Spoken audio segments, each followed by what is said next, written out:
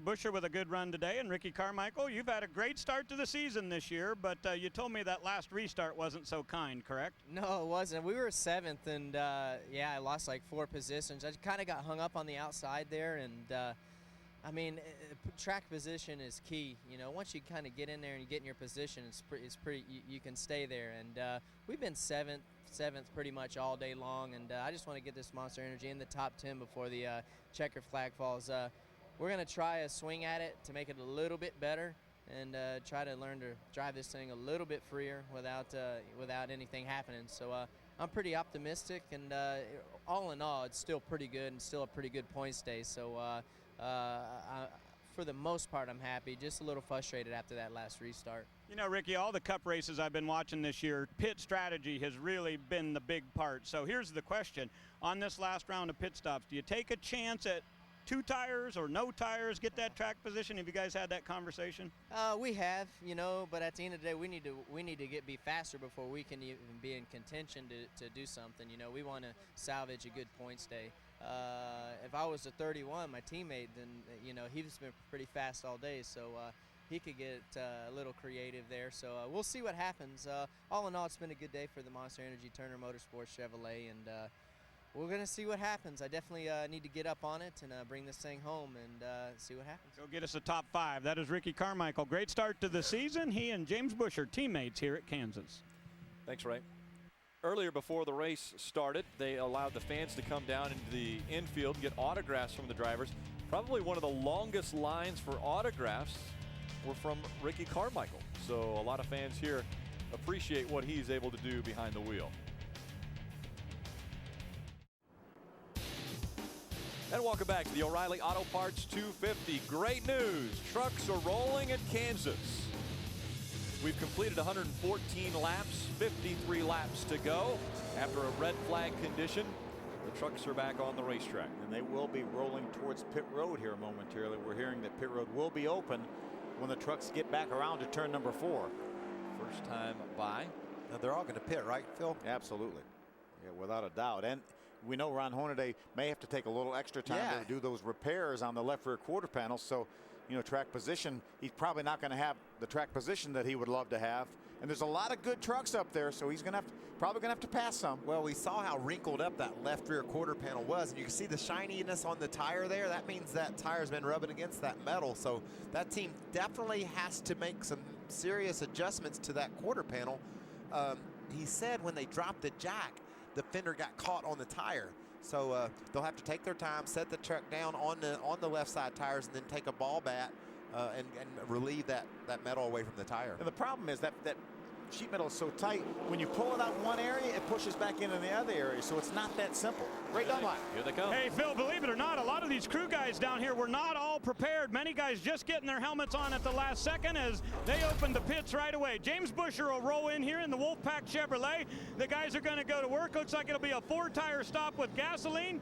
Everything going smoothly so far on this end. Let's go to Adam Alexander. Brian Eichler, middle of your screen in the 18, running in the 2nd position, but focus on Ron Hornaday, top of your screen. They couldn't work on these vehicles under the red, but the crew already had all the bare bond ready to make the repairs to that left rear quarter panel. We'll see how long it takes them to get there. Right side service complete for Hornaday.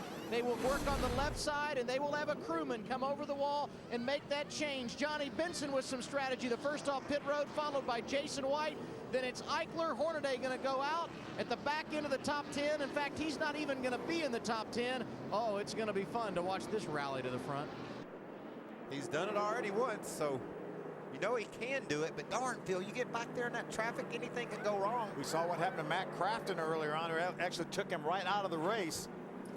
So they might as well take their time. They're going to be at the very end right here, so no big hurry. The pace truck right now, pace car is only in turn number 3, so they still have 10 or 15 seconds if they need it. And you know, the reason why that fender is so close to that tire is because of aerodynamics. They want every piece of this truck to be laid out perfectly, exactly like they learned in the wind tunnel the truck needs to be. So don't think they just put the fender too close to the tire. It was there on purpose. It just because of the jack dropping or something that maybe a little bit of contact, who knows, but that fender got in on the tire, but it was built purposely to be that close to that tire. David Starr and Mario Goslin stayed out on the racetrack when all the other trucks came onto pit road. Let's get you caught up as to what has happened to this point.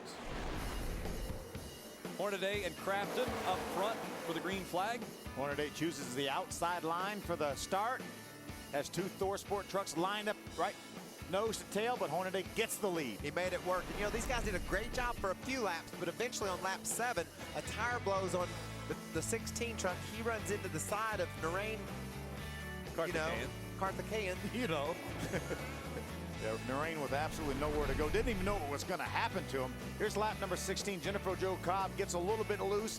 She catches Chris Eggleston up against the outside wall with nowhere to go for him. And that caution, that first caution, just set up a bunch of events where these guys started getting loose, getting sideways, spinning out, heavy traffic, difficult trucks to drive on restarts. 46 slides in the infield, no damage there, but watch this, damage hard. Rick Crawford in that 76 up into the 56 of Taylor Malsom. And very difficult day for Crawford. And then they catch the 6 of Brian Rose as they were coming back down the racetrack. Rose hard into the outside wall. Rick Crawford for the first time in a truck other than number 14 in his entire career. And as they went back to green into turn 1, Matt Crafton, heavy damage to our guy that's a big part of the points battle. That set him way back. Here's Brett Butler trying to lap by the 10 of Jennifer Jo Cobb. Jennifer did not know he was there. Pulled down on him. They make contact. Both trucks into the wall. Ron Hornaday, we saw where he and Matt Crafton restarted. Crafton had problems. Hornaday was able to get through. Then he goes for the lead on the 18 of Brian Eichler. And he battles to the inside and takes that spot away. You see the tire smoke there off the left rear corner of that truck. That's when the rains came and the lightning and the hail. Softball size hail. A major thunderstorm blew through the area. Small softballs. Feet of marble size hail did come through the area, and it was a torrential downpour for about 5 minutes. When rain, the skies opened up, the rain came down, and it soaked this racetrack, and you wouldn't even believe that that was only about an hour and a half ago. And Wayne Otten came over here, the director of the series, and he said, hey, we'll have this dry in about an hour or so. And we thought, hey, Wayne. He missed it by maybe 5 minutes. Yeah. I can't wait to watch this happen. And it's a whole different world right now. We're getting ready to go back racing. And let's go backtrack side. Find out what's going on with Todd Bodine and Ray Dunlap. Well, Rick, a real good pit stop for the Germain crew. Todd gained a couple of spots on pit road. They did do 4 tires there and also made an air pressure adjustment to try to tighten him up a little bit. Todd said he thinks that's what it's going to take to make a run. They gained 2 spots. Bodine will restart in 5th position. Let's check in once again with Adam. And a little bit of strategy being played out with those 2 trucks that will restart on the front row. Johnny Benson on the inside. On the outside will be Jason White. Each of those drivers elected to go 2 tires on their pit stop at lap 115.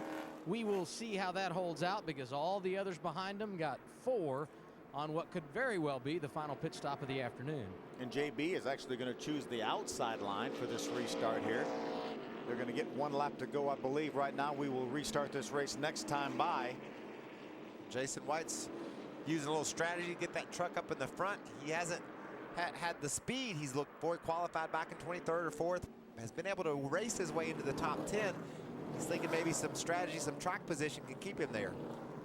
17 trucks on the lead lap right now for this 40-some lap shootout. Yeah, and a 2-tire strategy for Johnny Benson and Jason White. We have Ron Hornaday back in the 12th spot, and they spent a lot of time on pit road trying to make sure that everything was right with his left rear fender so that they wouldn't have tire rub anymore and maybe any tire problems as we see our race summary after 118 of our scheduled 167 laps.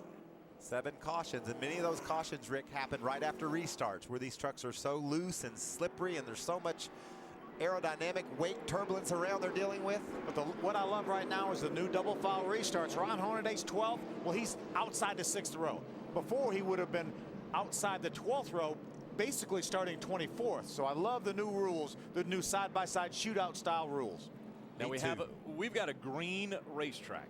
I mean, as green as they have been on since they first got here. So how is the handling going to change on these trucks? That's what they're wondering. Yeah. What is the adjustment I made to my truck? How's that going to react to this new track that I'm going to be running on? And they've been talking about that for a little bit over an hour. What will happen? We're about to find out. Again, it's Johnny Benson and Jay White bringing the field to the green flag. We're back underway in Kansas. Good start by Johnny Benson. He's able to clear Jason White. Already